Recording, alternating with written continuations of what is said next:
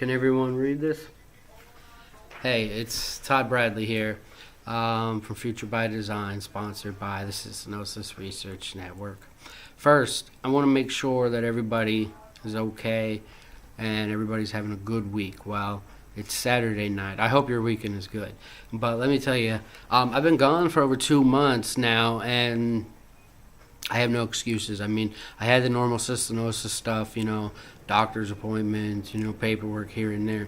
But really, it was all, I was just distracted and didn't want to do much. But I promise, I'm going to try harder, and if I don't, I want everybody to give me a reminder, a comment, a phone call, an email. Hey, get on it. We need you in this community. And I feel that I do belong because I have met so many great people, and that's so many other things I can talk about, and I will eventually because I'm a talker and I can keep going and going and going.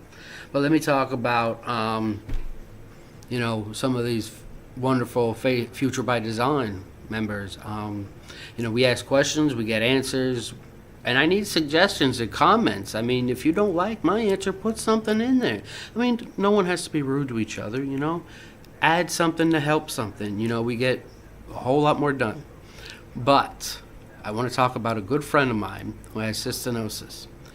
He's a gentleman and a scholar. His name is Eddie Langley Jr.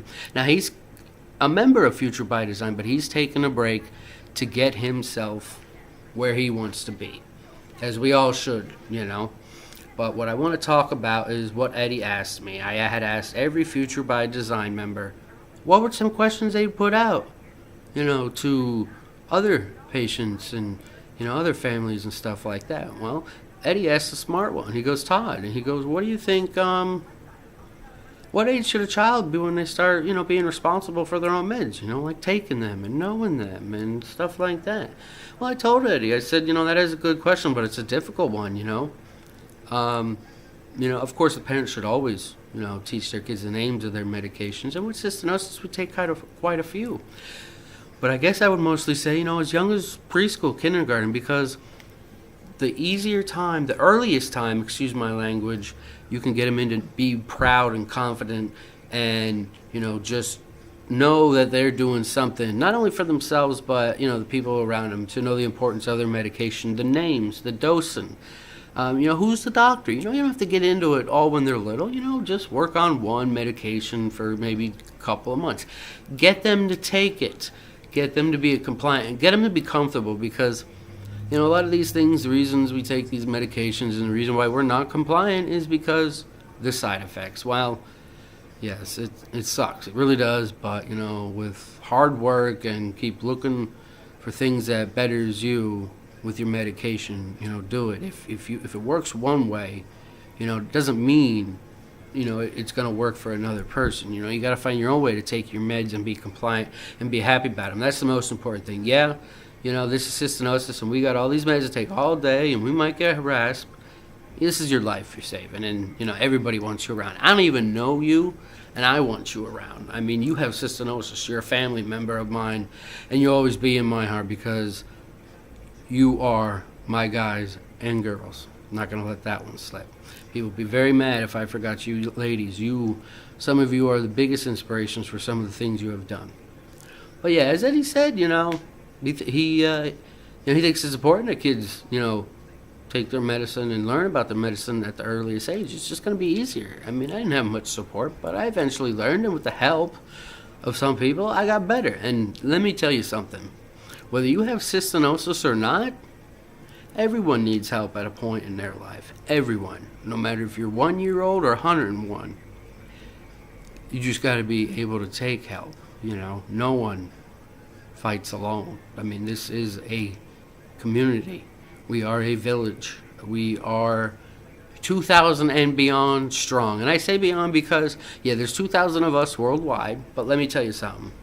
For every one patient, I guarantee you there's at least 6 people that support that one cystinosis patient.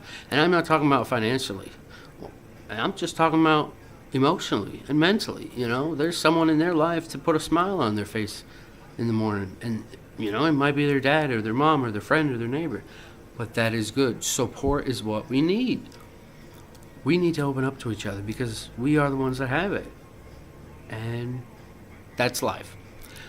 But I want to also talk about another thing. The things I have seen on these Facebook pages about all you people supporting each other through, triumphs and tragedy is amazing to me. This really is important. This is literally the base of everything. It could, having troubles, problems with medication. All of this is related to not having enough support and believing in ourselves. And this is what we need to do. So spread that. Spread it tenfold. I'm liking all these fundraisers coming out that people are doing. I mean, do anything for a fundraiser. Go down to your local gas station or someone that you know at a grocery store and, talk to them and, present them some important stuff. And, I mean, even if you collected pennies for months, that's a donation. That's towards more research. That's towards more funding. And that is towards cystinosis. Not only just for a cure, but to make lives better. Now, another thing I'd like to talk about is I recently went to Arizona to a town hall, and I met some wonderful people. A lot of old ones I've seen, and they're not old. They're just, older people that I've met. And I have never met anyone at a Future by Design or town hall meeting where I'm still not friends with. That's the type of person I am. I mean, I can't tell you how many people I've met that it was so easy to talk to, and I've never met them in their life. I hardly knew their last name. But hold on, let me take a drink because I'm thirsty and I got dry mouth because of the meds. But let me tell you something. I had met two Ashleys, Ashley Abedini and Ashley McLean. And I met two guys named Danny. One's from the East Coast, not too far from where I live, and one is from the West Coast. Both are the best people I've met. Good friends. I know them, have them for the rest of my life. I also met a few other people that I still are friends with. I adore all these people. There was also some other people I remember, Little Tony, Marty, Danielle, Leslie, well, of course, Leslie. How can I forget Leslie Koger?